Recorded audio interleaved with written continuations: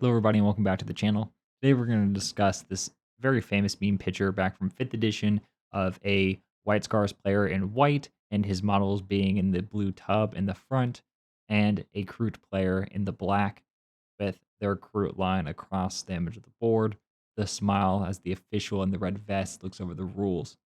Those of you who have not played Warhammer ever before, or like myself, were not playing the game back in 5th edition, this image, while incredibly funny once you play the game a bit more and you kind of understand what's happening, is a great example of how, even though you're playing something very meta, like the White Scars list was at the time, against something that isn't very good at the time, like the crew was not terrible. It wasn't like the worst faction in the game, I don't believe, at the time, but it wasn't particularly strong.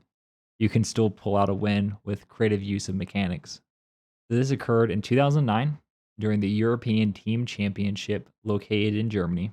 Now, the reason why the Kroot person was able to put down their entire army before the White Scars player is because the White Scars player decided to do something called putting their army in reserves. So normally in Warhammer, you would have alternating deployments. So in this example, the individual in black went first. So they put down the model that you can see on top of that building to the left, their crew commander. And then it would be the turn of the individual in white to put down their model. Obviously, the player in black had to announce that he can play his models anywhere on the board that's farther away than 9 inches from an enemy, and why he was able to play it in the middle of the board and not in his deployment zone initially. And when it came to the person in white's turn, they still chose to hold their entire army in reserves. And you might be thinking, well, that was dumb. Why would they do that? Well, putting your army in reserves against most opponents is a really good idea. One, it stops from alpha strike. So if, for example, the player in black goes first, they can't do a bunch of damage to your units before you have a turn. If they have longer range units, or if they have infiltrate, which these units do, and they start very close to your deployment zone, they can tie you up in melee or do a lot of damage and make it where you can't maneuver out of your deployment zone by kind of boxing you in and then holding the objectives and stopping you from playing. So putting your units in reserves wasn't tactically a terrible decision, and it was very common at that time to do so because White Scars had an ability that made it where you can just put your entire army in reserves and you wouldn't have to pay much to do that. Additionally, against most factions, most of the army wouldn't have infiltrate. You might have one or two units that have infiltrate, but it's typically not the entire force. So to have enough units with that ability to block off an entire board edge is also pretty rare and uncommon against most opponents that you will face. Additionally, besides the defensive aspects of it, it's also useful offensively because you have a very mobile force who can appear on any side of the board. So wherever your flank is weakest or wherever they think they can easily squeeze in to do the most damage, they can put their units there and they can hit you really hard and alpha strike you despite not going first. So reserves tactically is a fantastic move. It's something that I often forget about and has lost me a game or two because I didn't use reserves well when playing my own faction. And I think the main goal of this video, really for me, is to remind myself of this mechanic. And maybe if I make something and try to teach it to other people, it'll help me remember to use it myself. The individual in white at this point has declared that they're going to put everything into reserves, which again isn't an uncommon strategy for that kind of playstyle. Shooter is quoted from an interview as asking the player again if they were certain that they wanted to put their entire army in reserves, which was nice of them because maybe to help them be like, hey, are you sure you want to do this? And the guy said yes. He gave you the old DM out of, hey, that are you really sure you want to do this? Because it's a bad idea. He didn't say it was a bad idea, obviously, because this is a tournament. But when someone asks you, "Are you sure you want to do that?" Maybe take a second to think about why they're saying that, especially when you're playing a game with them. But the guy said yes, he's sure. So then the other dude was like, "Okay, well if you don't want to deploy any of your units, I'm gonna start deploying mine against your board edge so that you can't go into reserves." And he starts putting them all down. Again, if the guy would have just put one unit down, yeah, would that unit have gotten obliterated? Probably. But if you put 1 or 2 units down just to have a bulkhead for you to put the rest of your forces on coming out of reserves, they would have been way better off. If the crew player went first still, they could have charged turn 1 that guy and probably still blocked the entire board edge, so it would be a good idea to probably put 2 or more down just in case.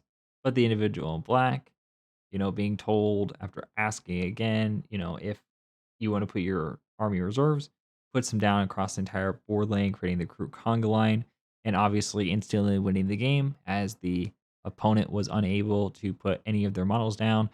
And if you don't deploy your models within a certain number of turns, your models are automatically destroyed when you use reserves.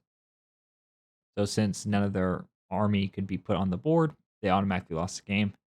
Now, many people have had different reactions to this famous picture. Some say that it was quote unquote evil and that it's a sign of no sportsmanship to, basically exploit someone forgetting about a rule to make it where they can't even play the game, especially at a tournament. That's pretty unsportsmanlike conduct. They would argue, which is a fair complaint against the other player. I would argue that the other player at least made an effort, by asking them if they're sure they wanted to do that. The other player gave them an out.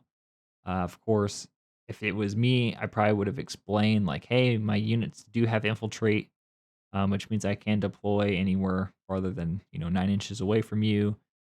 Nowadays, it's 9 inches from you or your deployment zone to get rid of this issue.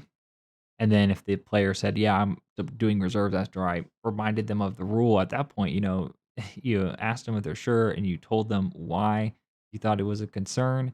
And if they don't want to listen to you or they think you're playing some mental mind games with you and then you do it, is that bad sportsmanship on your part? Or is that you doing everything you can to try and tell the player that, hey, if you do this, I'm going to do this and I'm going to win.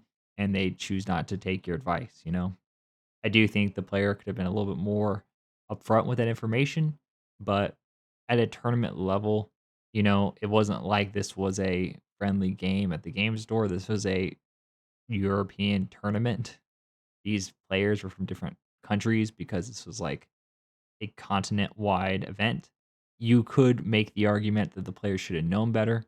I still think it's good sportsmanship to remind them of the rule and what it does, especially because there's things like language barriers that might have further caused this issue. But I think the real reason why so many people kind of latched on to this meme was because Croots weren't super good. Space Marines are typically one of the better factions of every edition. Ninth edition, they're not doing so hot, surprisingly, because they're the most popular faction. And then White Scars was incredibly strong. It was very meta list then. That player was very good. The player in white was, very good at playing that faction. So I think it was a bit of catharsis for many of the people who lost against them, as well as people who have, in general, lost against a White Scars list. Xeno races are even further underplayed than Imperium races even today. So, it always feels good when you're playing a Xeno race to see another Xeno race win. But yeah, for those of you who are just new to the hobby and haven't seen this famous photo before, I wanted to share it. And for those of you that are worried, the two players did say in an interview that they still talk to each other and they're rather friendly with one another. So there's no hard feelings or anything between the two of them. And of course, both of them are much better players than I probably ever will be because they are performing at really high level tournaments while I'm a scrub. So I don't want to, I'm not trying to insult either player's ability, as I'm fairly certain that both of them would probably beat me in a game. But if you're new to the channel, consider subscribing and put a like down below as well as comment what would you have done if you were in a similar situation. Would you have gone over the rules? Would you, expect more at being a continent tournament? What's your perspective on it? Was it fair play? Was it a bit rude, a bit unsportsmanship? Let me know, and thank you for watching.